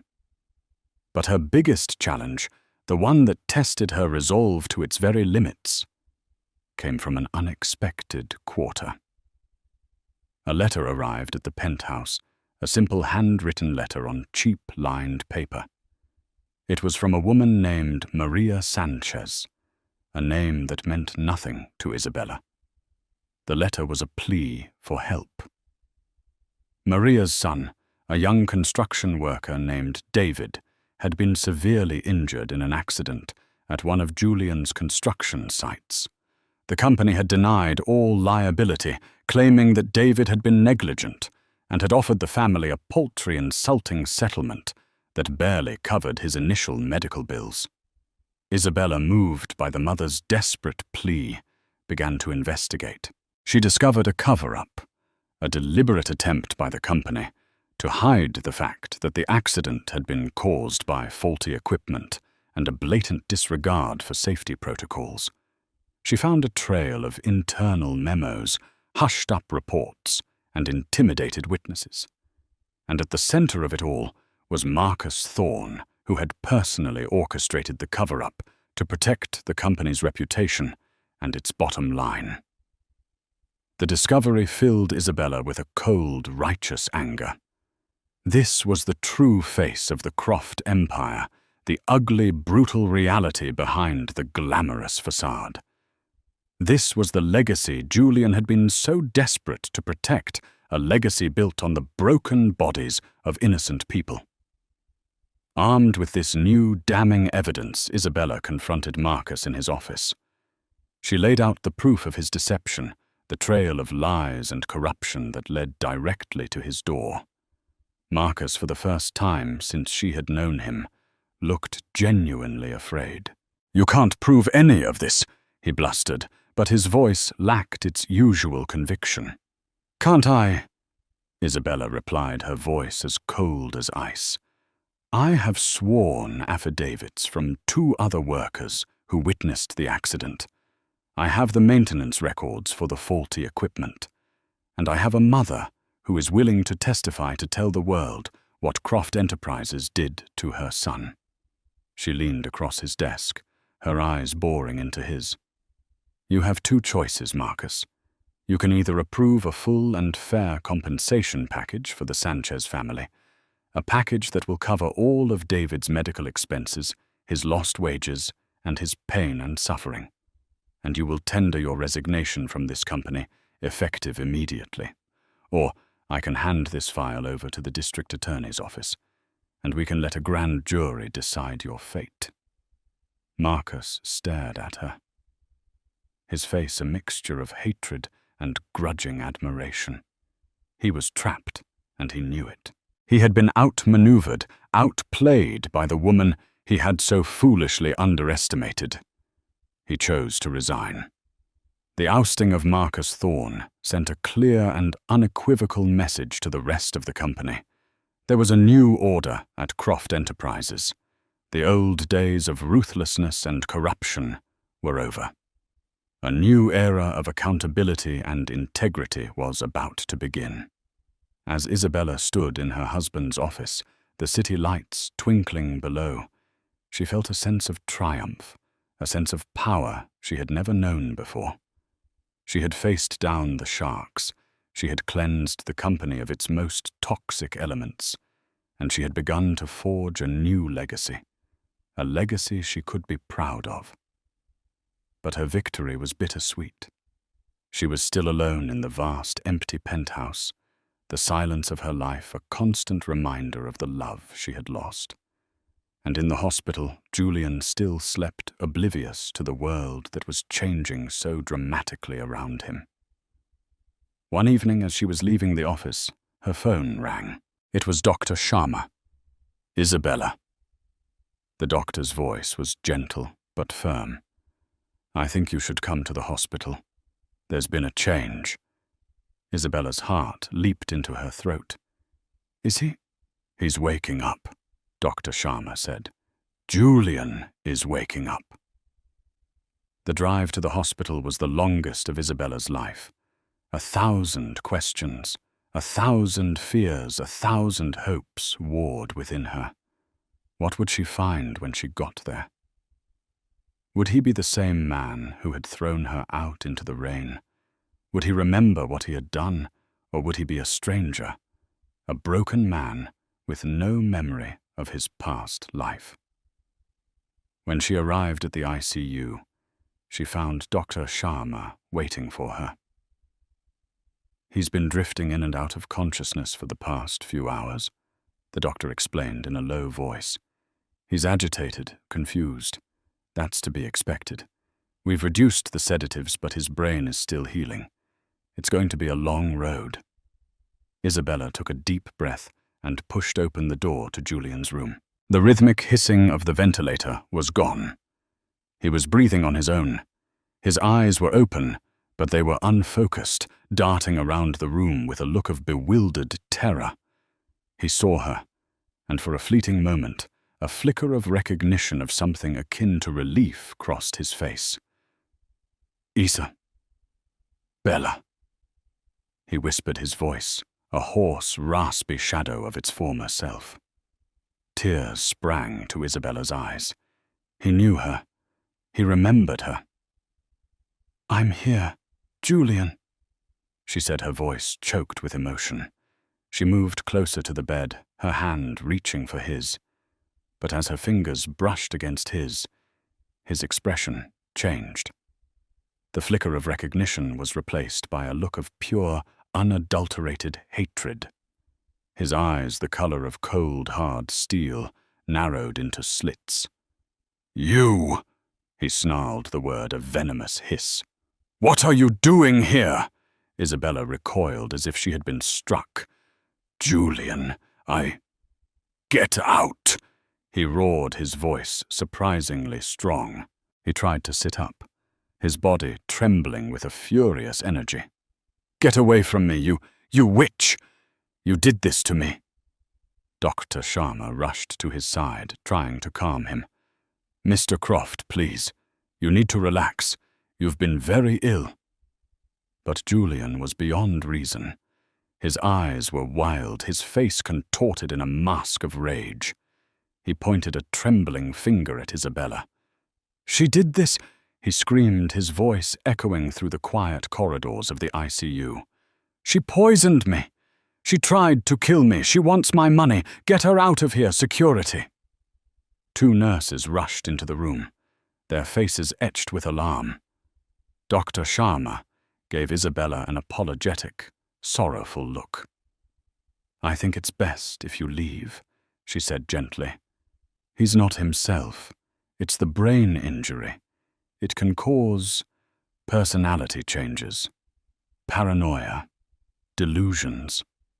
Isabella stumbled out of the room, her heart a leaden weight in her chest. She had thought that his awakening would be the end of her nightmare, but it was only the beginning of a new, more terrifying one. The man she had once loved, the father of her unborn child, now looked at her with the eyes of a stranger who believed she was his mortal enemy. The days that followed were a living hell. Julian's recovery was slow and arduous. The stroke had left him with significant physical and cognitive impairments. His right side was partially paralyzed, forcing him to rely on a wheelchair. His speech was slurred, his thoughts fragmented. But the one thing that remained terrifyingly intact was his hatred for Isabella. He refused to see her flying into a rage whenever she tried to enter his room. He accused her of all manner of conspiracies, of trying to steal his company, of plotting to have him declared mentally incompetent so she could take control of his fortune. He told anyone who would listen. His doctors, his nurses, the few remaining loyalists from his old guard, that Isabella was a monster, a black widow who had lured him into her web and then tried to destroy him. Isabella was devastated. She had hoped that in time his memory would return, that he would remember the love they had once shared. But as the weeks turned into a month, it became clear that the Julian she had known was gone forever, replaced by this bitter, paranoid shell of a man. And then the unthinkable happened. Julian, with the help of a new, ruthless legal team, filed a lawsuit against her. He was contesting the power of attorney, claiming that he had been coerced into signing it. He was suing for divorce on the grounds of adultery and attempted murder. And in the most cruel and devastating blow of all, he was suing for sole custody of their unborn child, claiming that Isabella was an unfit mother, a danger to her own son. The news hit Isabella like a physical blow. She had fought so hard to protect his legacy, to save his company, to create a better future for their child. And now he was using that very legacy, the power and wealth of the Croft Empire, to destroy her. The media, which had been following the saga of the fallen tycoon with a morbid fascination, went into a frenzy. The headlines were brutal sensationalist. Millionaire's wife in shocking murder plot. Black widow's bid for Croft fortune. Pregnant socialite's web of deceit. Isabella became a pariah, a villain in a story that was being written by Julian's high-priced public relations team. She was hounded by paparazzi, her every move scrutinized her character, assassinated in the court of public opinion. The world, it seemed, was eager to believe the worst of her, to see her as a gold-digging shrew who had gotten her just deserts. She felt herself begin to crumble under the weight of it all. The stress was taking its toll on her pregnancy. She had trouble sleeping, her nights filled with nightmares. She lost her appetite, her once healthy glow replaced by a pale, gaunt look. She was alone, completely and utterly alone, in a war she could not possibly win. Julian had the money, the power, the influence. She had nothing but the truth, and the truth she was beginning to realize was a fragile and easily shattered thing. One evening, as she sat in the darkened penthouse, the city lights a mocking reminder of the world that had turned against her, she fell into a deep, despairing sleep. And in that sleep, she had a dream.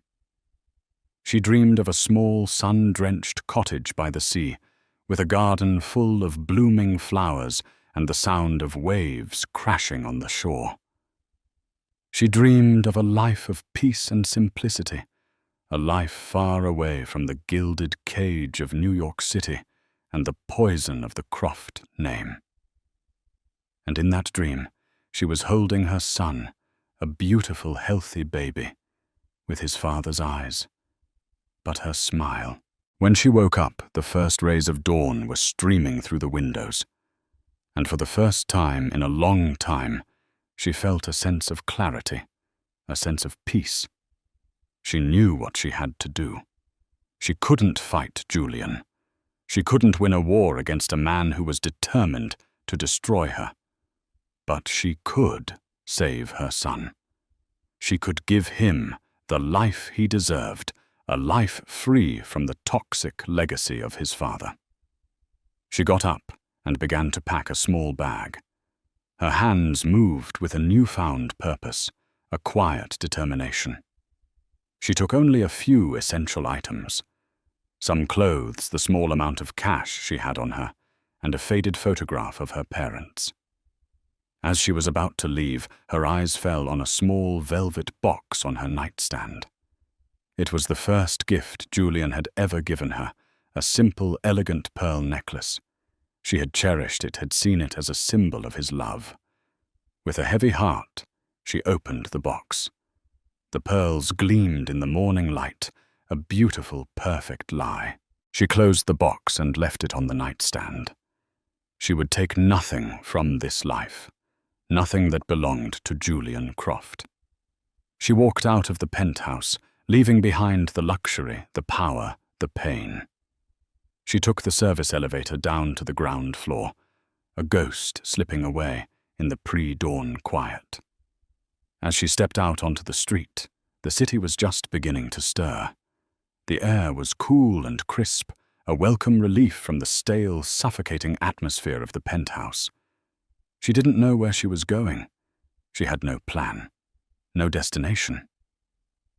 But as she walked away from the Croft Tower, its magnificent spiraling form, a monument to a life she was leaving behind, she felt a sense of freedom, a sense of hope.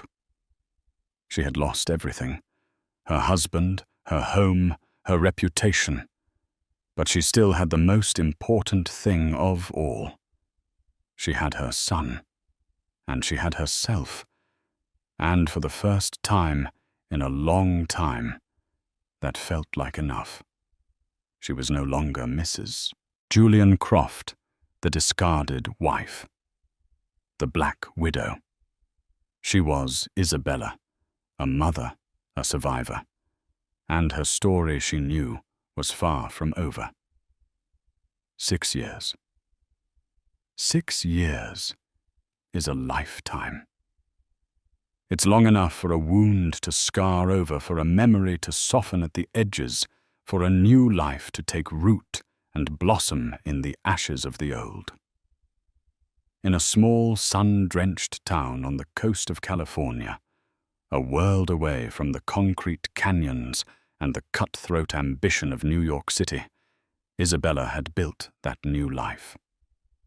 She was no longer Isabella Croft, the tragic, vilified figure from the tabloid headlines. She was just Bella, the owner of a small but thriving bookstore called The Next Chapter. A haven of peace and stories nestled in the heart of the town. Her son Leo was the center of her universe. He was a bright, happy 6-year-old boy, with his father's startlingly blue eyes and her warm, infectious smile. He knew nothing of the Croft empire, of the bitter, ugly war that had preceded his birth. His world was one of sunshine, scraped knees, and the endless magical stories that his mother read to him every night. Isabella had worked hard to create this life for them. She had started with nothing, just a few $100 and the fierce, unyielding love of a mother. She had worked odd jobs, saved every penny, and poured her heart and soul into her small bookstore. It wasn't a life of luxury, but it was a life of peace, of contentment, of a hard-won, deeply cherished freedom. She rarely thought of Julian. The pain of his betrayal had faded, replaced by a quiet, resigned sorrow for the man he had become. She had followed the news of his life from a distance in fleeting, morbidly curious glances at the headlines in the supermarket checkout line. He had eventually been released from the hospital, a shadow of his former self. He had won his divorce, his lawsuit, his Pyrrhic victory. He remained the head of Croft Enterprises, but the company was no longer the titan it had once been. Its reputation had been tarnished, its stock price had plummeted. The magic, it seemed, had gone out of the Croft name. Isabella had made peace with the past. She had forgiven Julian, not for his sake, but for hers. Forgiveness, she had learned, was the only way to truly be free. And then one sunny Tuesday afternoon, the past came walking through the door of her bookstore. He was a tall man, impeccably dressed in a dark suit that seemed out of place in the laid-back bohemian atmosphere of the town. He was older, his hair streaked with grey, his face lined with a weariness that seemed to go bone deep. But there was no mistaking him. It was Marcus Thorne. Isabella's heart leaped into her throat. For a moment she was frozen, the book she had been shelving slipping from her nerveless fingers. Marcus's eyes scanned the cozy sunlit bookstore, then settled on her. There was no hostility in his gaze, no trace of the arrogant, ruthless man she had once known. There was only a profound, almost unbearable sadness. "Isabella," he said, his voice quiet, almost hesitant. "Marcus?" she replied, her voice barely a whisper. "What are you doing here? I needed to see you," he said, taking a tentative step forward. "There's something you need to know. Something I should have told you a long time ago." Leo, who had been playing quietly in a corner with a stack of picture books, looked up at the sound of the strange man's voice. He got to his feet and walked over to his mother, his small hand slipping into hers. Marcus's eyes fell on the boy, and a look of profound, heart-wrenching regret crossed his face.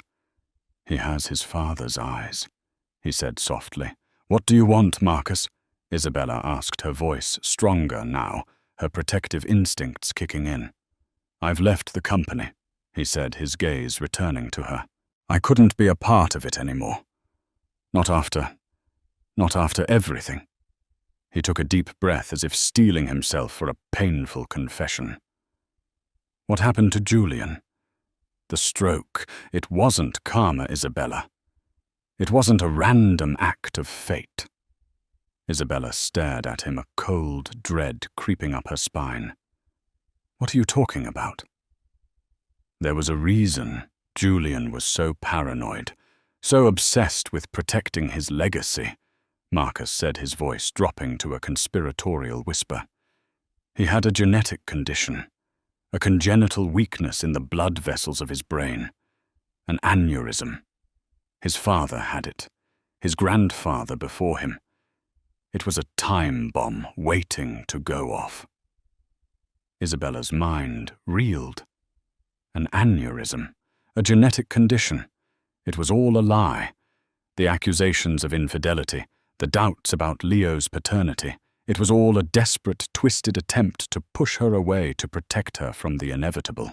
He knew, she whispered, the pieces of the puzzle falling into place with a sickening thud. He knew he was sick.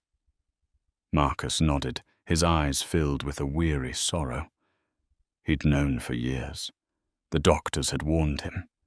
They told him to avoid stress, to change his lifestyle. But he was Julian Croft. He thought he was invincible. He thought he could outrun his own DNA. He didn't want you to be there when it happened. Marcus continued, his voice thick with a mixture of pity and guilt. He didn't want you or the baby to be tied to a broken, dying man. He was trying to protect you in his own twisted, cruel way. He thought that if he made you hate him, it would be easier for you to leave, to build a new life. The bookstore, which had always been Isabella's sanctuary, suddenly felt like it was closing in on her. The truth, the terrible, devastating truth, was more cruel than any lie Julian could have invented. He hadn't been a monster. He had been a man in a cage, a man fighting a battle he knew he was destined to lose. And she had hated him for it. She had built a new life on the foundation of that hatred. "Why are you telling me this now?" she asked, her voice trembling. "Because he's dying, Isabella." Marcus said the words hanging in the air like a death sentence. The stroke was just the beginning. There have been others, smaller ones. The doctors say he doesn't have much time. A few months, maybe. And he's alone. He's pushed everyone away. He's sitting in that big, empty penthouse, a king in a kingdom of ghosts. He reached into his jacket pocket and pulled out a thick envelope. "He's changed his will," he said, placing the envelope on the counter. "He's leaving everything to you, and to his son." Isabella stared at the envelope as if it were a venomous snake. "I don't want his money," she said, her voice choked with a fresh wave of grief. "It's not about the money, Isabella," Marcus said gently. "It's about Leo. It's about his future. It's about giving him the legacy that Julian, in his own misguided way, was trying to protect." He looked at Leo, who was staring at him with a child's open, unnerving curiosity. "He's a good boy, Isabella," he said, his voice cracking. "He deserves to know his father. And his father. His father deserves to die in peace knowing that his son is taken care of." With that, Marcus turned and walked out of the bookstore, leaving Isabella alone with the ghost of her past and the heavy, burdensome weight of the future. That night, after she had put Leo to bed, Isabella sat in the quiet darkness of her living room, the unopened envelope lying on the table in front of her. She thought of Julian alone in his penthouse, a dying king in a gilded cage. She thought of the love they had once shared, a love that had been twisted and broken by fear and pride. And she knew with a certainty that went bone deep that she had to go back, not for the money, not for the legacy, but for the man who was the father of her child. She had to go back to give him the one thing that his money could not buy: forgiveness, and perhaps in the end to find a little of it for herself. She had to go back and write the final chapter of their story, a chapter not of bitterness and betrayal, but of compassion, of grace, of a love that was strong enough to transcend even the deepest of wounds. The next chapter of her life, she realized, was not here in this small, peaceful town. It was back in the city she had fled in the heart of the storm she had thought she had escaped. And this time, she would not be a victim. She would be a survivor, a queen returning to a fallen kingdom, not to reclaim a throne, but to heal a broken king. The story of Isabella and Julian is a harrowing journey of love, betrayal, and the devastating consequences of pride. It's a stark reminder that fortunes can be built on foundations of sand, and that the storms of life can wash away the most gilded of empires in the blink of an eye. But it's also a story of incredible resilience, of a woman who, stripped of everything, found a strength she never knew she possessed. It's a testament to the enduring power of a mother's love and the quiet, unshakable grace of forgiveness.